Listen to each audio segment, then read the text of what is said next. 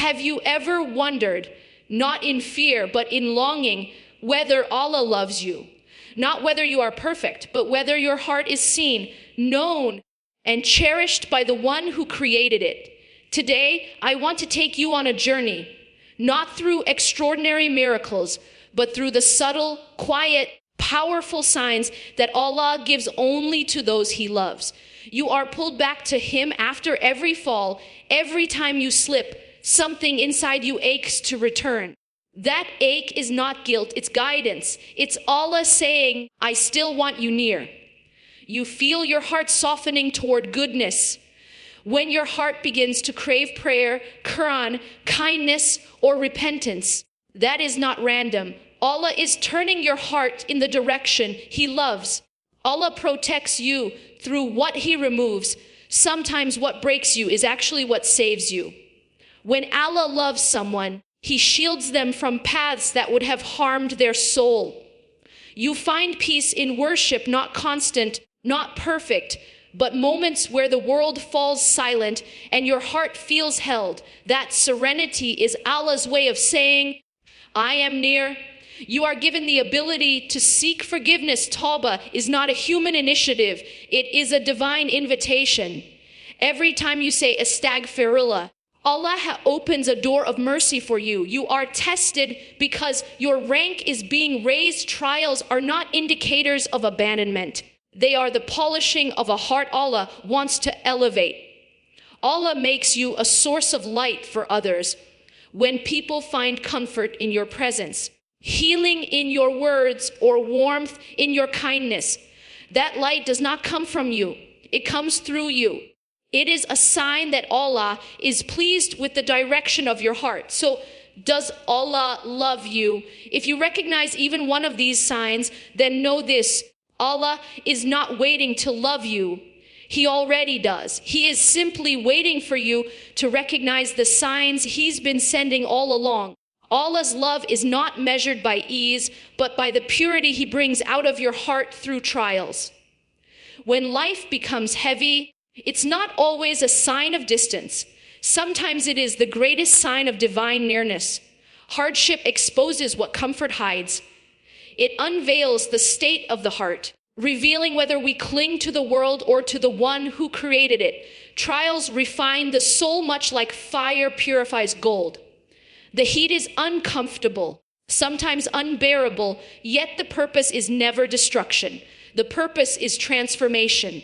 Allah allows moments of pressure not to break a believer, but to shape them into someone stronger, clearer, and more sincere. When a believer faces difficulty, it becomes an invitation to rise, one they may not have answered in a season of ease.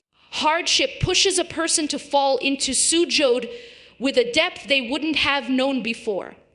It awakens the heart from spiritual sleep, reminding it of its true anchor and its true home. A trial strips away illusions. It removes the false securities a person unknowingly relied on and redirects them back to the only one who never fails. Many people discover their purest supplications, their most honest dua, and their most broken sincerity in moments of testing. Through trials, Allah cleanses the heart from attachments that dim its light. He purifies intentions, clarifies priorities, and softens what had grown hard. When a person emerges from hardship with greater humility, stronger faith, and deeper trust, they carry a heart that is more alive than the one they had before. Difficulty also teaches patience, the kind that is not passive but rooted in reliance. It teaches a believer to surrender to Allah's timing, to trust His decree, and to find contentment even in unanswered questions. This patience becomes an act of worship that polishes the soul from within. In trials, Allah brings a believer closer to Him by allowing them to taste His names in ways ease cannot. They learn that He is the protector when fear surrounds them, the healer when their heart is wounded, the guide when confusion clouds their path, and the most merciful when they feel undeserving. And with every hardship endured through faith, the heart becomes more sincere, more resilient, and more connected to Allah. Through that purification, a believer begins to recognize that the trial was never meant to push them away. It was meant to bring them back. The moments you are drawn back to Allah after drifting are among the greatest gifts of divine love. There are times when the heart wanders, not out of rebellion, but out of forgetfulness, and yet something unexpected pulls you back. That pull is not self-produced. It is mercy reaching for you when you didn't know how to reach for it yourself. When a believer returns after distance, it is a sign that Allah never closed the door. The invitation remains open even when a person feels unworthy. This return is a spiritual awakening, a reminder that no matter how far one goes, the road to Allah is never blocked and the heart is never too stained to be welcomed again. Drifting away often teaches a person the emptiness of life without divine connection. They taste the loneliness of a heart without remembrance, and this realization becomes the spark that guides them back. It is in this awareness that Allah places softness, nudging the soul toward what truly nourishes it. The return itself is a form of divine protection. Allah shields a believer from being lost permanently by placing in them a discomfort with distance. The unease one feels when disconnected from prayer, Quran, or spiritual routines is not a curse. It is a sign that their heart is still alive and guarded by Allah's care. Coming back after drifting strengthens a person more than if they had never drifted at all. They return with deeper humility, greater gratitude, and a clearer understanding of their need for Allah. The experience of distance makes nearness sweeter, and the renewed connection becomes more sincere. This return also teaches a believer that Allah values effort over perfection. Every step taken toward Him is cherished, even if it comes after countless missteps. The journey back instills hope, reminding the soul that it is not defined by its falls, but by its ability to rise again. Being pulled back to Allah is a sign that He still wants you among His servants. He inspires your repentance, opens your heart to remembrance, and guides your feet toward places that nourish your faith. These are not coincidences, they are manifestations of divine affection. Through every return, a believer experiences a form of love that is gentle yet powerful. A love that rescues rather than abandons, that guides rather than condemns, and that brings the heart into a deeper, more conscious relationship with its creator. Your relationship with Allah is strengthened not through perfection, but through sincere return. The human heart is not built to sustain flawlessness. It is built to seek, fall, learn, and rise again. What elevates a person is not the absence of mistakes, but the presence of humility. When a believer turns back to Allah after stumbling, they demonstrate a truth that perfection could never reveal, that their hope is in His mercy, not in themselves. Perfection can sometimes give the illusion of independence, but sincere return shatters that illusion and replaces it with reliance. When you come back to Allah after a lapse, your heart whispers, "If I cannot do this without you." That whisper is more beloved to Allah than any outward display of faultless behavior, because it is rooted in honesty and vulnerability. Sincere return transforms worship from routine into relationship. It shifts prayer from an obligation into a lifeline, Qur'an from a text into comfort, and dua from formality into intimate conversation. This depth emerges not from a life of uninterrupted obedience, but from a life that has tasted distance and longs again for closeness. Every setback becomes an opportunity for growth.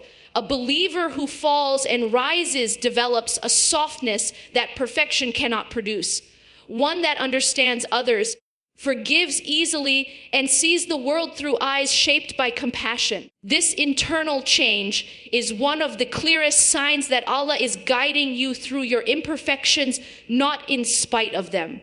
Sincere return destroys arrogance. It reminds a person that righteousness is not earned by their deeds alone, but granted by Allah's grace. When you return to Him after failure, you acknowledge that your heart's stability depends entirely on His guidance, and this realization purifies intention in a way ease and success never could. Through repeated return, Allah teaches the believer resilience. He molds their heart to withstand spiritual turbulence, to navigate inner storms without giving up. Each return strengthens spiritual muscles, patience, trust, accountability, and sincerity until the heart becomes rooted in commitment rather than driven by emotion. The beauty of sincere return is that it keeps the heart alive. A heart that repents, reflects, and tries again is a heart engaged in the journey toward Allah. It stays aware, sensitive, and responsive to His signs. Even when the steps are small, even when the progress is slow, these efforts illuminate the path forward. And in this continuous cycle of falling and returning, a believer discovers that Allah's doors are not just open, they are welcoming. They learn that what connects them to Him is not an image of perfection, but a heart that refuses to stop seeking Him, no matter how many times it has stumbled. When Allah loves someone, He protects them, even if that protection comes through redirection, delay, or loss. This kind of protection is not always visible in the moment. Sometimes it looks like doors closing, plans collapsing, or opportunities slipping away. Yet beneath the surface, Allah is shielding the believer from paths that would have harmed their heart, their faith, or their future. Protection from Allah is not limited to physical safety. It is the safeguarding of a person's spiritual state. He may remove people whose presence would corrupt the soul or distance you from environments that quietly erode your values. What feels like separation can, in reality, be a divine rescue. There are moments when Allah withholds something we desperately want, and the heart aches in confusion. But over time, clarity appears. You begin to see that what you longed for would not have brought you closer to Him or would have placed you in a cycle of distress. The delay you once viewed as a setback becomes a mercy in hindsight. Allah's protection often unfolds in silence. No announcement, no explanation, just a gentle turning of circumstances. Only later does a person realize that they were being guided away from harm they never even recognized. This unseen care is one of the most tender forms of divine love. Sometimes Allah protects a believer by humbling them. A small failure can prevent a larger fall. A brief moment of discomfort can avert a greater disaster. Through these moments, Allah teaches reliance, keeping arrogance and self-sufficiency from taking root in the heart. Redirection can also purify motivation. When one path is blocked, the believer is pushed to question why they wanted it and whether it aligned with their ultimate purpose. This kind of pause creates space for self-awareness, sincerity, and renewal of intention. Every form of protection, seen or unseen, strengthens the believer internally. It teaches them to trust Allah's wisdom over their own desires, to lean on His knowledge over their limited understanding. With each redirection, the heart gradually learns that what Allah chooses is always safer than what we chase. In time, a believer begins to recognize that protection is not always ease. It is guidance. And when Allah protects someone in this way, He is not withholding from them. He is preparing them for something better, purer, and more aligned with the well-being of their soul. Inner tranquility in worship is one of the most profound signs of Allah's nearness. This tranquility doesn't always appear suddenly. Often it begins as a subtle calm that settles in the heart during prayer, remembrance, or recitation. It may last only a moment, but even that moment carries more peace than the world could ever offer. Such serenity is not self-generated. It is a gift placed in the heart by Allah. This tranquility often arrives after periods of spiritual struggle. A believer may go through days when worship feels heavy, scattered, or distracted. Yet, when Allah loves someone, He grants them moments of clarity, times when the heart focuses effortlessly and the soul feels as though it is being held. These moments are reminders that the effort was seen and accepted. The peace found in worship is different from worldly calm. It is not dependent on circumstances, accomplishments, or comfort. It emerges even in hardship, sometimes especially in hardship, as if Allah is saying, I am with you through this. This inner stillness becomes a refuge, a place the believer returns to again and again, even when external life is turbulent. When a person tastes tranquility in worship, it transforms the way they view their relationship with Allah. Prayer no longer feels like an obligation. It becomes a moment of return. Recitation no longer feels like a task. It becomes nourishment. Dhikr shifts from words repeated to a lifeline that centers the heart. This tranquility is also a purification of intention. When Allah grants ease in worship, He allows the heart to experience the sweetness of sincerity. The believer stops worshiping merely out of duty and begins worshiping out of love, gratitude, and longing. Such a state is a direct sign of divine gentleness. Inner peace during worship softens the heart toward goodness.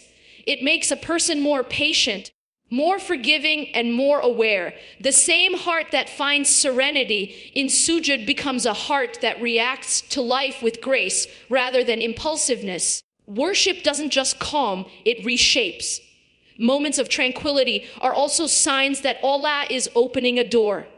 The heart feels drawn, the spirit feels anchored, and a pull toward worship develops almost naturally. This pull is a mark of divine favor, an invitation to come closer, to deepen the connection, to stay near. And though these moments may be fleeting, their impact is lasting. They leave impressions on the soul that guide a believer through darkness, reminding them of a peace they once tasted and can taste again as long as they continue seeking Allah with sincerity. Divine love transforms a person. Their character softens, their purpose deepens, and their heart becomes anchored in remembrance. This transformation is not sudden. It unfolds quietly, often without the person realizing it at first. They may simply notice that what once angered them no longer shakes them, or that forgiveness comes easier than it used to. These shifts are reflections of a heart touched by Allah's mercy. When Allah loves someone, He nurtures within them qualities that elevate their soul. He places gentleness where harshness once lived, patience where frustration used to grow, and compassion where indifference once took root. These qualities are not self-made. They are gifts planted by Allah, watered through worship, and strengthened through trials. A heart transformed by divine love begins to seek purpose beyond the superficial.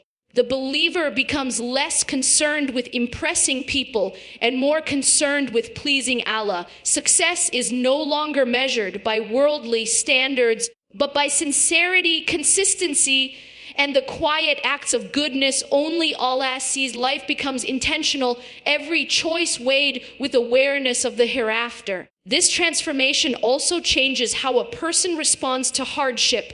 Instead of seeing trials as punishment, they begin to see them as pathways to growth. The heart learns to trust Allah's wisdom even when the reason is hidden.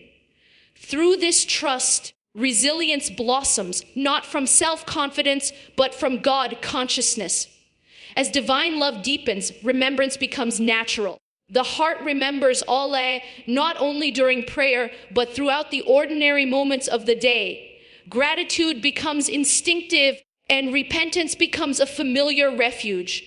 This constant remembrance shields the believer from spiritual numbness and keeps their heart alive and receptive. With a transformed heart, relationships also change. The believer becomes more understanding, more forgiving, and more careful with words. They begin to reflect the mercy they hope to receive. The softness placed in their character becomes a source of comfort for others, a light that spreads without effort or intention. The transformation brought by divine love brings clarity. the believer begins to see what truly matters and what does not. Temporary attractions lose their hold, and eternal pursuits take priority. This shift frees the soul from the restlessness of chasing the world and grounds it in the tranquility of seeking Allah. Over time, the believer realizes that this transformation is itself a sign of being loved by Allah. Their heart is not what it used to be. It is more alive, more aware, and more inclined toward goodness, all because Allah chose to guide, soften, and elevate it.